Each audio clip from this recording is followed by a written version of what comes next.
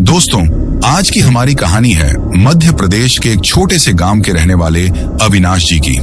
अविनाश जी और उनकी वाइफ दिशा भोपाल की एक कंपनी में साथ काम करते थे और हॉलिडेज में अपने गांव दोनों एक साथ अपनी कार में गए। आते वक्त रास्ते में उन्हें एक बड़ी सी पेंटिंग रोड में पड़ी हुई मिलती है, जिसे उनकी वाइफ दिशा अपने पास रख लेती है, ये सोचकर कि वो इसे अपने घर में लगाएंगी। लेकिन वो लोग नहीं जानते थे कि वे अपने साथ कितनी बड़ी मुसीबत ले जा रहे हैं। तो चलिए अब ये कहानी उन्हीं के पॉइंट ऑफ व्यू से सुनते हैं। लेकिन जैसा कि आपको पता ही है कि मैं हर संडे की वीडियो में निराह के साथ कदम से कदम मिलाकर चलने वाले सभी हम साथी का नाम अनाउंस करता हूं, तो प्लीज आप अंत तक जरूर बने रहिएगा, क्योंकि ये खुशखबरी कहानी के लास्ट में है। और अगर आप चैनल पर नए हैं तो प्लीज चैनल को सब्सक्राइब करके बेल आइकॉन को जरूर प्रेस कर लीजिए और अपना नाम और अपना शहर कमेंट जरूर करिएगा, ताकि अगले रविवार की कहानी में आपका भी नाम हो। तो चलिए अब कहानी अविनाश जी के पॉइंट ऑफ व्यू से शुरू करते हैं। नमस्कार दोस्तों, मेरा नाम अविनाश है और मैं मध्य प्रदेश के एक छोटे से गांव का रहने वाला हूं। आज मैं जो किस्सा आपको सुनाने वाला हूं, ये मेरी अपनी कहानी है। लेकिन कोई भी मेरी बात का विश्वास नहीं करता। मेरी कहानी सुनकर लोग मुझे पागल समझने लगते हैं, क्योंकि यह किस्सा अविश्वसनीय है। कोई मानने को तैयार ही नहीं होता कि ऐसा भी कुछ हो सकता है, लेकिन यह हकीकत है और इसे मैंने खुद अनुभव किया है।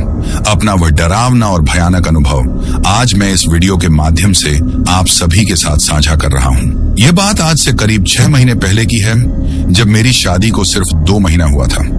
मैं भोपाल में एक कंपनी में असिस्टेंट मैनेजर की जॉब करता हूँ और मेरी पत्नी दिशा उसी कंपनी में सुपरवाइजर थी। साथ काम करते हुए हमारी दोस्ती हुई और फिर हमने बिना किसी को बताए कोर्ट मैरिज कर ली। क्योंकि दिशा की और मेरी कास्ट अलग थी, इसलिए हम जानते थे कि घर वाले हमारी शादी के लिए कभी राजी नहीं होंगे। शादी करने के बाद मैं दिशा को लेकर अपने गांव आया। पहले तो घर वालों ने काफी विरोध किया, लेकिन बहुत समझाने के बाद आखिरकार वह लोग मान गए और उन्होंने हमारी शादी को एक्सेप्ट कर लिया। लेकिन दिशा के घर वाले किसी भी कीमत पर हमारी शादी को एक्सेप्ट करने के लिए तैयार नहीं थे और ना ही वह दिशा से कोई रिश्ता रखना चाहते थे। कुछ समय तक हम गांव में रहे। मेरे परिवार वालों ने शादी के बाद की कुछ रस्में की और बहु भोज किया। उसके बाद हम दोनों ने भोपाल वापस जाने का निश्चय किया। मेरी अपनी गाड़ी थी और हम अपनी ही गाड़ी से भोपाल जाने वाले थे, लेकिन हमें निकलते निकलते शाम हो चुकी थी। दिन गुजर चुका था और सूरज पेड़ों के पीछे छुपने लगा था। हम तैयार होकर घर से निकले, लेकिन घर वालों ने हमें समझाया कि रात के वक्त सफर करना सही नहीं होगा। जिस रास्ते से तुम लोगों को जाना है वह रास्ता अच्छा नहीं है। वहां पर कई बार कई घटनाएं हो चुकी हैं। कई लोगों ने उस रास्ते पर अपनी जान गंवाई है। आज की रात तुम लोग रुक जाओ और सुबह होते ही निकल जाना। लेकिन मैं और दिशा दोनों ही मॉडर्न ख्यालात के व्यक्ति थे। हमें यह सारी बातें सिर्फ अंधविश्वास लगती थीं। पहले से ही हमें दिन से ज्यादा रात को सफर करना पसंद था। मैं पहले भी कई बार शाम के वक्त अपने घर से भोपाल गया था, लेकिन इस बार दिशा मेरे साथ थी। इस कारण घर वालों को थोड़ी ज्यादा चिंता हो रही थी, लेकिन मेरे और दिशा के समझाने से वह लोग मान गए। लेकिन फिर भी परेशानी उनके चेहरे पर साफ नजर आ रही थी। घर से निकलते ही माँ ने हिदायत दी, रास्ते में कहीं भी गाड़ी मत रोकना, सीधा भोपाल जाकर ही रुकना और पहुंचते ही हमें फोन कर देना। मेरे गांव से भोपाल का रास्ता ज्यादा दूर नहीं था, करीब 2 से ढाई घंटे का सफर था। लेकिन यह 2-2.5 घंटे भी मेरे परिवार वालों को बहुत ज्यादा लग रहे थे। मैंने उन्हें सांत्वना दी और समझाया कि कोई चिंता की बात नहीं है, शाम का वक्त है, हम 8 से 9 बजे तक पहुंच जाएंगे। बड़ों का आशीर्वाद ले और छोटों को बाएं बोल। करीब 7 बजे हम वहां से निकल गए। अभी हम कुछ दूर ही चले थे कि बीच सड़क पर कोई बड़ी सी तस्वीर जैसी चीज हमें नजर आई। जिज्ञासावश मैंने गाड़ी रोक दी। मैं देखती हूँ, दिशा ने कहा और गाड़ी से उतर उस चीज की तरफ बढ़ गई। उसने आसपास देखा, लेकिन दूर दूर तक कोई नजर नहीं आया। वह उस चीज को उठाकर गाड़ी के पास आई और बोली, शायद ये कोई पेंटिंग है, कोई लेकर जा रहा होगा और गलती से यहाँ गिर गई। इसे हम अपने साथ ले चलते हैं, अपने नए घर में लगाएंगे। दिशा की बात मुझे सही नहीं लगी। मैंने दिशा को समझाते हुए कहा कि अरे नहीं, ऐसे किसी के सामान को उठाकर ले जाना सही नहीं होगा। हो सकता है जब उस आदमी को पता चले तो वह इसे ढूंढता हुआ वापस आए। मेरी बात सुन दिशा ने गहरी सांस ली और बोली कि तुम्हें लगता है कि वह आदमी वापस आएगा? तब तक यह पेंटिंग यहाँ पर रहेगी। हमारे जैसा आता जाता कोई भी इंसान इसे उठाकर ले जाएगा। इससे अच्छा है हम ले जाएं, शायद भगवान भी यही चाहते थे कि यह पेंटिंग हमें मिले, इसीलिए तो हमें मिली, वरना हमसे पहले भी कोई उठाकर ले जा सकता था। दिशा की बात में लॉजिक था और मैं निरुत्तर हो गया। उसने पीछे का दरवाजा खोला और उस चीज को पीछे की सीट पर बड़ी ही सावधानी के साथ रख दिया। दिशा को पेंटिंग्स का और सजावटी चीजों का बहुत शौक था। हमने कुछ समय पहले ही अपना नया घर खरीदा था। उसे सजाने के लिए वह न जाने कहां कहां से ढूंढकर नई नई चीज इकट्ठा करती है। उस पेंटिंग जैसी चीज को सीट पर रखकर दिशा आगे आकर मेरे बगल में बैठ गई और गाड़ी एक बार फिर से अपनी रफ्तार में दौड़ने लगी। दिशा उस चीज को पेंटिंग समझ रही थी, लेकिन असल में वह पेंटिंग नहीं थी। हम दोनों ही इस बात से बिल्कुल अनजान थे कि हम अपने साथ कितनी बड़ी मुसीबत को लेकर जा रहे थे। 1 घंटे की लगातार ड्राइव के बाद मुझे थोड़ा भूख का एहसास होने लगा था। दिशा भी बैठे बैठे थक गई थी, इसीलिए हमने कहीं पर रुककर खाना खाने का निश्चय किया। जल्दी ही हमें सड़क के किनारे एक छोटा सा ढाबा मिल गया। ढाबा काफी छोटा था और वहां लोग भी बहुत कम थे। काउंटर पर एक आदमी बैठा हुआ था और 2 आदमी रसोई संभाल रहे थे। बाहर कुछ लोग बैठे खाना खा रहे थे, बाकी हर तरफ सन्नाटा था। ढाबे को देखकर दिशा मुंह सिकुड़ते हुए बोली कि यार, यह जगह उतनी अच्छी नहीं लग रही। तुम्हें क्या लगता है, यहाँ अच्छा खाना मिलेगा? हाँ, यहाँ बहुत अच्छा खाना मिलता है। मैंने पहले भी कई बार यहाँ पर खाना खाया है। ये जगह देखने में जितनी साधारण है, यहाँ का खाना उतना ही अच्छा होता है। तुम एक बार खाओगी तो बार बार यही आने की जिद करोगी। दिशा ने एक बार फिर से ढाबे की तरफ देखा और भौहें चढ़ाकर बोली कि लग तो नहीं रहा कि यहाँ कुछ अच्छा मिलेगा, लेकिन फिर भी तुम इतना कह रहे हो तो चलो देख लेते हैं। मैंने गाड़ी एक साइड में खड़ी कर दी और हम गाड़ी से उतरकर ढाबे की तरफ बढ़ गए। जैसे ही हम कुर्सी पर बैठे, रसोई में काम कर रहा लड़का, जिसकी उम्र 17 से 18 साल के आसपास रही होगी, वह कंधे पर से गमछा हटा अपना हाथ पोंछता हुआ हमारे पास आया और बोला, बताओ साहब, क्या लाऊं? आज खाने में नया क्या है? मैंने उस लड़के से सवाल किया। मटर पनीर शाही पनीर, कढ़ाई पनीर दम आलू, तंदूरी रोटी शादी रोटी, बटर पराठा सादा पराठा, आलू पराठा, फिक्स पंजाबी दाल मखनी, दाल फ्राई जीरा, राइस प्लेन राइस। उस लड़के ने एक साथ में पूरा मेनू बता दिया। तुम क्या खाओगी? मैंने नहीं, दिशा से पूछा। जो तुम्हें ठीक लगे तुम मंगवा लो, मुझसे ज्यादा तुम्हें इस जगह की समझ है, मुझे तो कुछ समझ नहीं आ रहा। ठीक है, एक शाही पनीर और 4 प्लेन रोटी ले आओ, उसके बाद बाकी का ऑर्डर करेंगे। मैंने उस लड़के से कहा, मेरी बात सुन। वह मुस्कुराया और वापस ढाबे के अंदर चला गया। अचानक मुझे महसूस हुआ कि मेरे पीछे कोई खड़ा है। मैंने पलट कर देखा, लेकिन वहां कोई नहीं था।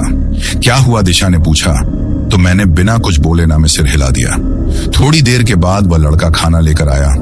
दिशा ने खाना बिना मन के छका, लेकिन उसे खाना अच्छा लगा। हमने भरपेट खाना खाया और फिर हम एक बार फिर से अपने सफर पर निकल गए। रास्ते में न जाने क्यों मुझे बार बार महसूस हो रहा था कि जैसे पीछे वाली सीट पर कोई बैठा है।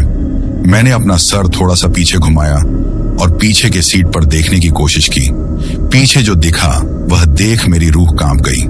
मेरे बिल्कुल पीछे एक औरत बैठी हुई थी। उसकी उम्र तो ज्यादा नहीं थी, लेकिन उसके बाल पूरे सफेद थे।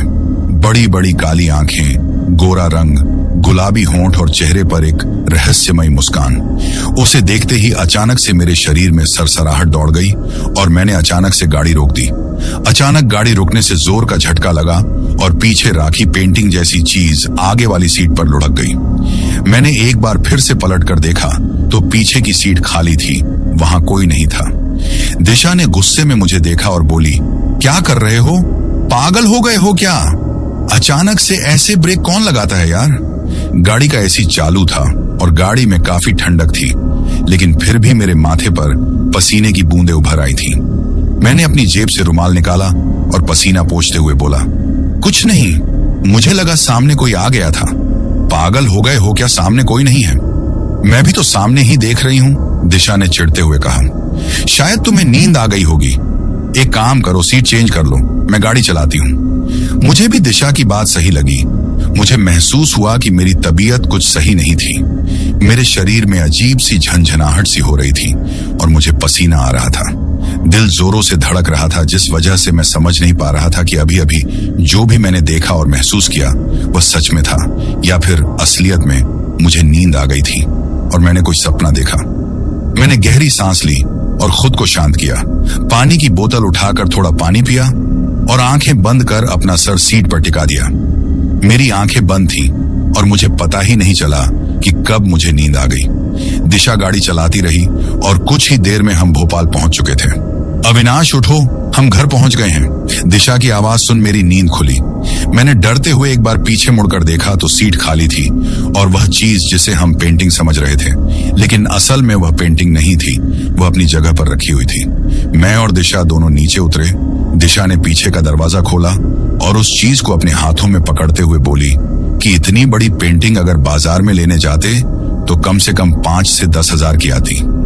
दिशा की बात सुनकर मैंने कहा कि क्वालिटी पर डिपेंड करता है ना यार, ये तो इसे खोल कर देखने के बाद ही पता चलेगा कि इसकी असली वैल्यू क्या होगी। हाँ, ये बात भी सही है, दिशा ने कुछ सोचते हुए जवाब दिया। हम लिफ्ट से होते हुए अपने घर पहुंचे। घर पहुंचते ही दिशा जल्दी से कैंची लेकर आई और उस चीज को खोलना शुरू कर दिया। दिशा को वो पेंटिंग देखने की कुछ ज्यादा ही जल्दी थी। दिशा की बेचैनी उसके चेहरे पर साफ नजर आ रही थी। मुझे दिशा का यह बिहेवियर थोड़ा अजीब लग रहा था। मैंने थोड़ा खींचते हुए कहा कि इतना क्यों परेशान हो रही हो? लेकर आई हो तो आराम से देख लेना, यहीं रहने वाली है, कोई भाग तो जाएगी नहीं। दिशा ने पेंटिंग को खोलते हुए कहा कि हाँ, भाग तो नहीं जाएगी, लेकिन मुझे इसे अभी ही देखना है। जब तक मैं इसे खोल कर देख नहीं लूंगी मुझे चैन नहीं मिलेगा। ठीक है, तुम देखो, मुझे तो आराम करना है, मैं सोने जा रहा हूं। इतना कहकर मैं अपने कमरे की तरफ चल दिया। दिशा अपने काम में व्यस्त थी। उसने मेरी बात पर ध्यान नहीं दिया और ना ही कोई जवाब दिया। मैं अपने कमरे में गया, कपड़े चेंज किया, फ्रेश हुआ और बेड पर लेट गया। लेकिन बार बार मुझे गाड़ी में हुई वह घटना याद आ रही थी और मेरा मन बेचैन हो रहा था। दिशा बाहर अकेली थी। न जाने क्यों मेरे मन में ख्याल आया कि मुझे उसे अकेला नहीं छोड़ना चाहिए और वह चीज अब मुझे रहस्यमयी लगने लगी थी। मैं उठा और अपने कमरे से बाहर निकलकर लिविंग रूम की तरफ बढ़ गया, लेकिन दिशा वहां नहीं थी। मुझे लगा शायद वह किचन में गई होगी। मैंने उसे आवाज दी, लेकिन दिशा का जवाब नहीं आया। मैं थोड़ा बेचैन हो उठा। मैं सोफे के पास गया जहां पर वह चीज रखी हुई थी। वह अभी भी आधी खुली थी और आधी पैक थी। यह कोई पेंटिंग नहीं बल्कि एक आईना था। लेकिन दिशा कहाँ थी, ये सोच के मेरा मन बेचैन हो उठा। तभी अचानक दरवाजा खुला और दिशा अंदर आई। दिशा, तुम कहाँ चली गई थी? मैं कितना परेशान हो गया था। मैंने थोड़ी तेज आवाज में दिशा से कहा, अरे मैं अपना पर्स नीचे भूल आई थी, वही लेने गई थी।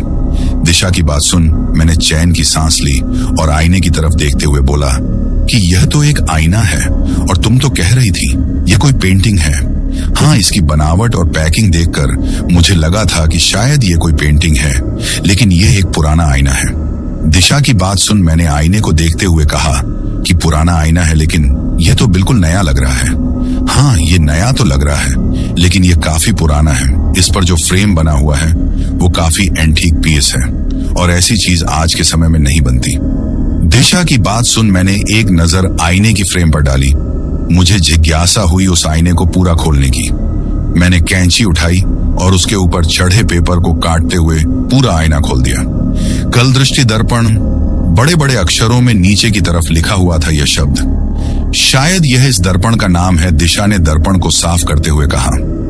दिशा की बात सुन मैंने उबासी लेते हुए कहा, कुछ भी हो अभी ये सब छोड़ो, मुझे बहुत नींद आ रही है, सोने चलो ना प्लीज। दिशा ने वह आईना अपने बेडरूम में रखा। काल दृष्टि दर्पण दीवार पर टंगा था। उसका भारी लकड़ी का फ्रेम भयानक नक्काशीदार चेहरों से सजा हुआ था। दर्पण का फ्रेम नक्काशीदार था, लेकिन उसमें कुछ अजीब सा था। उसकी सतह पर हल्की धुंध सी छाई रहती थी, जिसे चाहे कितना भी साफ करो वापस आ जाती थी। पहली रात आधी रात को उस दर्पण से फुसफुसाहट सुनाई दी।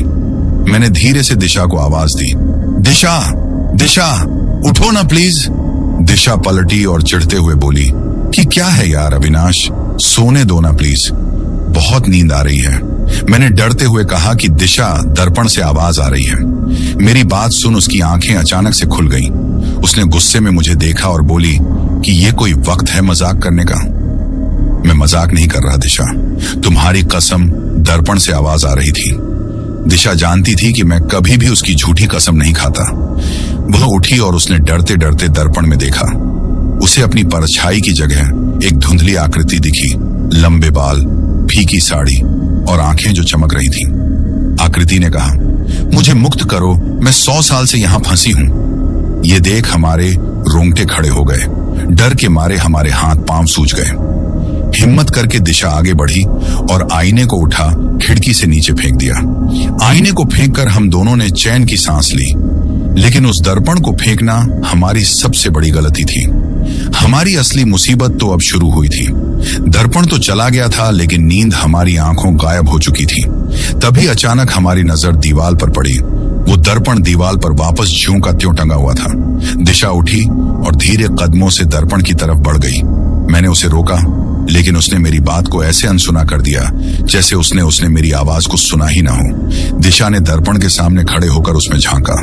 पहले तो उसे केवल अपनी परछाई दिखी, लेकिन फिर दर्पण की सतह पर धुंध छटने लगी। उसमें एक पीली और डरावनी आकृति उभरी, एक औरत जिसकी खोखली आंखें दिशा को घूर रही थीं। उसने धीमी लेकिन भयावह आवाज में कहा कि दिशा मेरे पास आओ, मैं तुम्हें एक नई दुनिया दिखाऊंगी। यह देख मेरा शरीर ठंडा पड़ गया, लेकिन दिशा की हिम्मत अभी बाकी थी। दिशा थोड़ा डर गई, लेकिन उसकी जिज्ञासा ने उसे पीछे हटने नहीं दिया। उसने दर्पण में और गहराई से देखा। अचानक उसे ऐसा लगा जैसे दर्पण की सतह तरल हो गई है। उसका हाथ अनायास दर्पण की ओर बढ़ा और इससे पहले कि वह कुछ समझ पाती, एक ठंडा अदृश्य बल उसे दर्पण के अंदर खींचने लगा। दिशा ने चीखने की कोशिश की, लेकिन उसकी आवाज कमरे में गूंजने की बजाय दर्पण में समा गई। मैं दौड़ा दिशा को पकड़ने के लिए, लेकिन कुछ ही पलों में वह गायब हो चुकी थी। दर्पण की सतह फिर से धुंधली हो गई और उसके फ्रेम में एक नया चेहरा उकेरा गया। दिशा का चेहरा, जो अब कल दृष्टि दर्पण की कैद में था। मुझे कुछ समझ नहीं आया कि मैं क्या करूं। मैंने बेड पर रखा चादर उठाया है, आईने को उससे ढक दिया। गांव के पास एक मंदिर था जहां पर एक अघोरी बाबा रहते थे। मैंने सुबह होते ही उस आईने को चादर में लपेट गाड़ी में डाला और सीधा बाबा के पास पहुंच गया। मैंने सारी बात बाबा को बताई। बाबा ने कुछ देर सोचा और फिर गहरी सांस लेते हुए बोले, तुम्हारी पत्नी को वापस लाना संभव नहीं है, इसे भूल जाओ और इस दर्पण को यही छोड़ दो। उस बाबा ने बताया कि इस प्राचीन दर्पण की उत्पत्ति सैकड़ों साल पुरानी है, जो एक राजस्थानी रियासत के शाही कारीगरों की देन थी। यह दर्पण, जिसे काल दृष्टि के नाम से जाना जाता था, कोई साधारण शीशा नहीं था। इसे 17वीं शताब्दी में एक रहस्यमयी जादूगर ने बनवाया था, जो राजा के दरबार में अपनी काला जादू की कला के लिए कुख्यात था। कहते हैं इस जादूगर का नाम था दामोदर, जिसे लोग काला साया कहकर पुकारते थे। एक बार राजा का दिल उनके दरबार में नाचने वाली एक नृत्यकी, जिसका नाम सावित्री था, उस पर आ गया। लेकिन सावित्री राजा के दरबार में तबला बजाने वाले मनोहर से प्रेम करती थी। जब सावित्री को पता चला कि राजा उसे चाहने लगा है, तब सावित्री चुपचाप मनोहर के साथ राज्य से भाग गई। लेकिन जल्दी ही राजा ने उन दोनों को पकड़ लिया और उसके बाद मनोहर को एक दीवाल में चुनवा दिया गया और सावित्री को सजा देने के लिए राजा ने एक जादुई दर्पण बनवाया था, जिसमें सावित्री की आत्मा को कैद कर दिया। सावित्री की आत्मा इतनी शक्तिशाली थी कि वह पूरी तरह दामोदर के वश में नहीं आई। उसने दर्पण के अंदर एक विद्रोही रूप ले लिया। कहते हैं उसकी आत्मा दर्पण में एक पीली भयानक छवि के रूप में प्रकट होने लगी। लंबे उलझे बाल, खोखली आंखें और होंठों पर एक ऐसी मुस्कान जो देखने वालों के रोंगटे खड़े कर दे। सावित्री की आत्मा दर्पण में कैद होने के बावजूद अपनी आजादी के लिए छटपटाती है। वह हर उस व्यक्ति को ललचाती है जो दर्पण में झांकता है, ताकि उनकी आत्मा को छीनकर अपनी ताकत बढ़ा सके और एक दिन दर्पण से मुक्त हो सके। एक छोटी सी गलती के कारण मैंने दिशा को हमेशा के लिए खो दिया, लेकिन इससे भी बुरा यह है कि कोई भी मेरी इस बात पर यकीन नहीं करता। मैंने बाबा जी की बात सुन के उनके सामने हाथ जोड़ दिए और कहा कि बाबा, आप कुछ भी कीजिए, लेकिन मेरी दिशा मुझे वापस चाहिए। वो मेरी जान है और मैं उसके बिना नहीं जी सकता। अगर ये दर्पण शापित है तो मैं उस शाप से लड़ने के लिए तैयार हूं। आप बस मेरी मदद कीजिए। बाबा की आंखें पल भर के लिए बंद हुईं।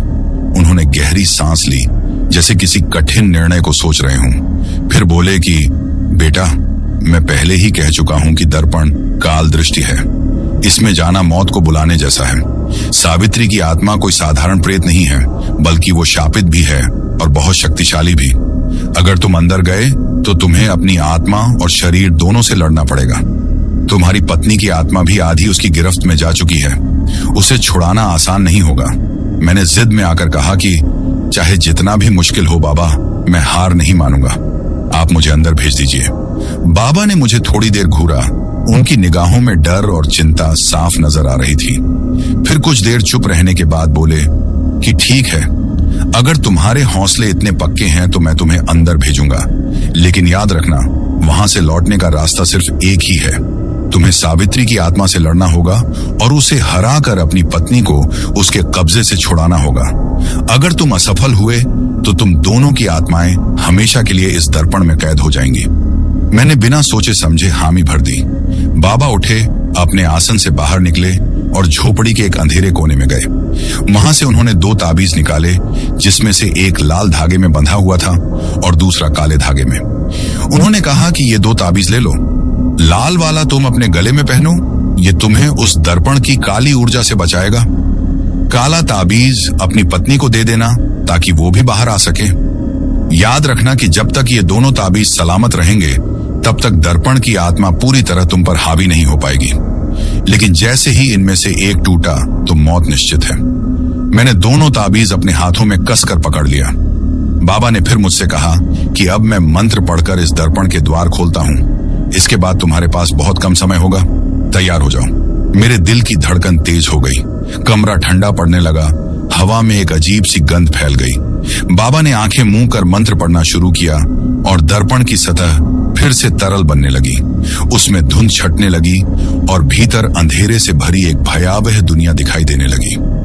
बाबा ने मेरा कंधा पकड़ा और कहा कि जा बेटा, और जो कर सके कर, लेकिन याद रखना कि वहां सबसे बड़ी लड़ाई तुम्हारी हिम्मत को होगी। मैंने हाँ में सिर हिलाया और बिना पलटे दर्पण के अंदर छलांग लगा दी। जैसे ही मैं दर्पण के अंदर पहुंचा तो मेरे पैरों के नीचे जमीन गायब हो गई। चारों तरफ सिर्फ काला धुआं था। हवा में अजीब सी बदबू और चीखों की हल्की गूंज थी। दूर कहीं से किसी औरत की हंसी सुनाई दी, एकदम तेज, कर्कश और डरावनी। उसने कहा कि आ गए तुम अपनी जान देने। ये आवाज सावित्री की आत्मा की थी। धुंध धीरे धीरे हटने लगी और सामने एक भयानक दृश्य उभर आया। टूटे फूटे महल के खंडहर, जले हुए मशालों की रोशनी और बीच में वो औरत खड़ी थी। पीले चेहरे पर खोखली आंखें, बाल बिखरे हुए और होंठों पर एक डरावनी मुस्कान। उसके बगल में दिशा खड़ी थी, लेकिन उसकी आंखें खाली थीं, जैसे किसी और के काबू में हो। मैंने चिल्लाकर कहा कि दिशा, मैं तुम्हें लेने आया हूं, डरो मत, मैं तुम्हें यहां से निकालूंगा। सावित्री ठाका मारकर हंसी और बोली कि निकालोगे? हाँ, तुम खुद को भी नहीं बचा पाओगे। तुम्हारी पत्नी अब मेरी है, उसकी आत्मा मेरी ताकत से बन चुकी है। अगर उसे मानना चाहते हो तो पहले मुझे हराना होगा। अचानक चारों तरफ से साए उठने लगे। वो काले और भूरे रंग के जीव थे, जिनके हाथ लंबे और पंजे नुकीले थे। उन्होंने मुझे घेर लिया। मैंने लाल ताबीज कसकर पकड़ा और मन ही मन भगवान का नाम लिया। तभी ताबीज चमका और एक तेज रोशनी निकली। कई साए चीखते हुए पीछे हट गए। मैं मौका पाकर दिशा की ओर दौड़ा, लेकिन तभी सावित्री ने अपने हाथ फैलाए और हवा में उछलकर मुझे जमीन पर पटक दिया। मेरी सांस रुक सी गई। वो मेरी तरफ बढ़ी और बोली कि अब तेरी आत्मा मेरी होगी। मैंने पूरी ताकत से उठकर उसका सामना किया। ताबीज से निकलती रोशनी उसकी आंखों पर डाली। वो चीख पड़ी। तभी मैंने जेब से दूसरा ताबीज निकाला और दिशा के गले में डाल दिया। जैसे ही ताबीज उसकी त्वचा से टच हुआ, उसकी आंखों में चमक लौटी। उसने मुझे पहचाना और रोते हुए कहा कि अविनाश, मुझे यहां से ले चलो। लेकिन सावित्री गुस्से से पागल हो गई। उसने एक भयानक रूप धारण कर लिया। उसका चेहरा लंबा और विकृत हो गया। आंखों से खून बहने लगा और उसके हाथ नुकीले पंजों जैसे हो गए। वो चीखते हुए मेरी ओर झपटी। मैंने पूरी ताकत से उसका सामना किया। हर बार जब वो मुझ पर झपटी, मैं ताबीज को उसके सामने करता और वो दर्द से पीछे हटती, लेकिन वो हार मानने वाली नहीं थी। अचानक उसने पूरी ताकत से हमला किया और मेरा ताबीज टूटने ही वाला था। उसी पल दिशा ने मेरा हाथ पकड़ लिया और दोनों ताबीज एक साथ चमक उठे और एक तेज विस्फोट हुआ। दर्पण की पूरी दुनिया हिलने लगी। महल की दीवारें गिरने लगी, धुंध बिखरने लगी और सावित्री की आत्मा भयानक चीख के साथ धुएं में बदल गई। तभी अचानक धड़ाम की आवाज आई और बाहर असली में दर्पण हजारों टुकड़ों में बिखर गया। मैं और दिशा बाबा की झोपड़ी में जमीन पर पड़े थे। बाबा ने गहरी सांस ली और बोले कि बेटा, तुमने कर दिखाया। तुम दोनों मौत के मुंह से लौटकर वापस आए हो। मैंने दिशा को गले से लगा लिया। उसकी आंखों से आंसू बह रहे थे। उसने कांपती आवाज में कहा कि अविनाश, मुझे लगा था कि मैं कभी बाहर नहीं आ पाऊंगी। मैंने उसके सिर पर हाथ फेरा और कहा कि जब तक मैं जिंदा हूं, तुम्हें कभी अकेला नहीं छोड़ूंगा। बाबा ने दर्पण के टूटे टुकड़ों को आग में डाल दिया। धुएं के साथ एक आखिरी चीख गूंजी और फिर सब शांत हो गया। उस दिन के बाद से मेरी और दिशा की जिंदगी फिर से सामान्य हो गई। लेकिन आज भी जब कभी मैं किसी पुराने दर्पण को देखता हूं तो मेरी रूह हिल जाती है।